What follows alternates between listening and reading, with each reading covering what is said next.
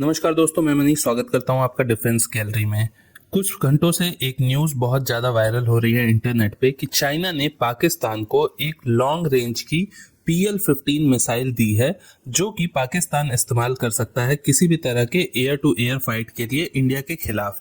और कुछ फोटोज भी वायरल की गई थी, लेकिन मुझे तो सबसे पहले डाउट है इस बात पे कि क्या ये PL-15 मिसाइल जो है वो एक्चुअल में पाकिस्तान को मिले भी है, क्योंकि जिस अकाउंट से ये पोस्ट हुआ था ट्विटर पे, वो अकाउंट अभी मैंने ओपन करने की कोशिश की तो वो ओपन नहीं हो रही है। लिख रहा है ट्विटर कि ये ब्लॉक है इंडिया के लिए।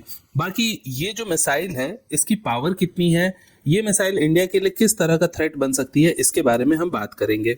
अब ये जो PL-15 मिसाइल है इसके दो वेरिएंट हैं जो चाइना बनाता है। PL-15 वो खुद के लिए बनाता है और PL-15E जो है वो एक्सपोर्ट वेरिएंट है जो चाइना एक्सपोर्ट करता है। अब जो न्यूज वायरल हो रही है उसके हिसाब से तो ये है कि चाइना ने जो खुद के लिए बनाया हुआ है मिसाइल, वही मिसाइल चाइना ने पाकिस्तान को दे दिया है। लेकिन मुझे इस बात पे डाउट है, क्योंकि जब कोई मिसाइल बनती है एक्सपोर्ट करने के लिए तो उसमें कुछ चीजें अलग की जाती हैं अगर कोई कंट्री अलग अलग वेरिएंट बना रहा है तो।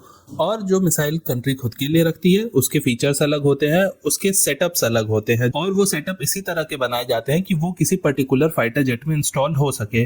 तो क्या चाइना के जो फाइटर जेट है JF-17 उनमें वो कैपेबिलिटीज है कि वो PL-15 को इंटीग्रेट कर सके, या फिर ये एक हवा बनाया जा रहा है? क्योंकि PL-15 जो चाइना ने खुद के लिए रखा हुआ है उसकी रेंज बताई जा रही है कि 200 से 300 किलोमीटर की है, और जो एक्सपोर्ट वेरिएंट है PL-15E उसकी रेंज 145 किलोमीटर की है।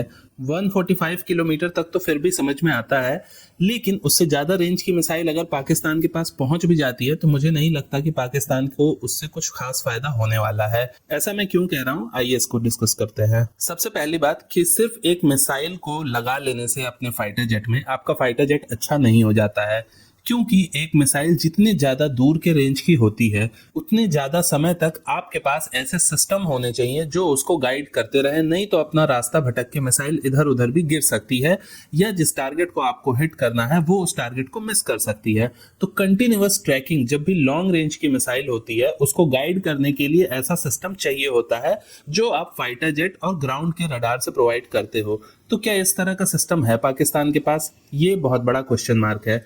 दूसरी बात कि पाकिस्तान इससे पहले जो मिसाइल यूज कर रहा था वो 20 किलोमीटर तक के रेंज की थी, तो क्या पाकिस्तान ने 20 किलोमीटर से सीधे 200 किलोमीटर के रेंज को इतनी जल्दी डेवलप कर लिया?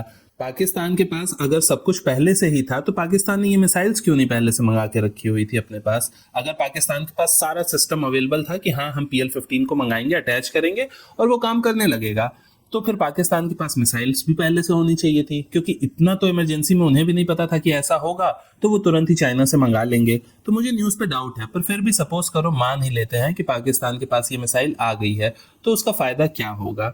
देखो, पाकिस्तान के जो पास मिसाइल है उस मिसाइल का काम तब आएगा जब उनके जो रडार्स हैं वो भारत के फाइटर जेट को देख पाएंगे। अगर भारत के फाइटर जेट उन्हें दिखेंगे ही नहीं तो फिर ये मिसाइल किसी काम की नहीं रहेगी। बात करें हमारे फाइटर जेट्स की, तो जो हमारे MiG-21 है या Su-30 MKI हैं, उनको तो इनका फाइटर जेट ट्रैक कर सकता है, लेकिन राफेल और मिराज जैसे फाइटर जेट को उनका JF-17 इतनी दूर की रेंज से डिटेक्ट ही नहीं कर पाएगा, तो वो मिसाइल उनके किसी काम की नहीं रहेगी। पाकिस्तान के फाइटर जेट में जो रडार लगा हुआ है उसकी खुद की रेंज 150 से 200 किलोमीटर है, वो भी सिर्फ Su-30 MKI और MiG-21 जैसे फाइटर जेट के लिए। अगर उन्हें एडवांस फाइटर जेट राफेल को ट्रैक करना है या इवन मिराज को भी ट्रैक करना है, तो भी उन्हें मिराज को ट्रैक करने के लिए कम से कम 100 से 80 किलोमीटर पास आना पड़ेगा मिराज के, और राफेल को ट्रैक करने के लिए उन्हें 50 किलोमीटर 60 किलोमीटर राफेल के पास आना पड़ेगा, तब जाके उनका रडार देख पाएगा हमारे फाइटर जेट्स को। उससे पहले तो वो देख ही नहीं पाएंगे, तो वो उस मिसाइल का करेंगे क्या, ये बात मुझे समझ में नहीं आ रही है।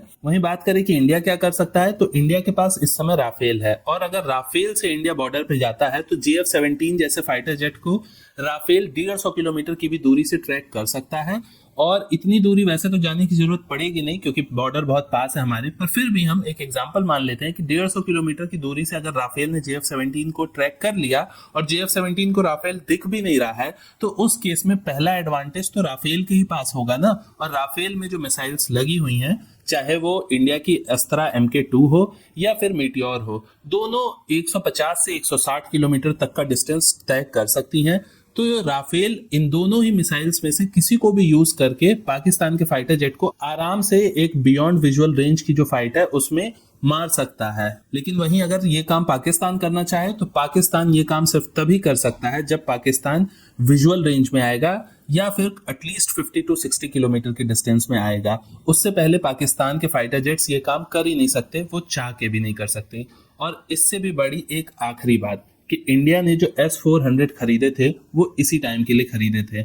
अगर सच में भी कोई ऐसा फाइटर जेट और मिसाइल पाकिस्तान के पास आ जाए जो कि 200 किलोमीटर की दूरी से सच में भी अगर इंडिया को ट्रैक कर पाए, उस केस में भी भारत के पास S-400 डिफेंस सिस्टम है जो कि इस तरह के टारगेट को 200 नहीं 400 किलोमीटर तक के डिस्टेंस पे जाके भी मार सकता है। तो ये चीज सिर्फ एक हवा है जो पाकिस्तान को सोशल मीडिया पे मजबूत बनाने की कोशिश कर रही है। बाकी पाकिस्तान एक्चुअली में कितना मजबूत है ये सबको दिख रहा है, तो वो चीज़ ऑलरेडी बताने की ज़रूरत है नहीं।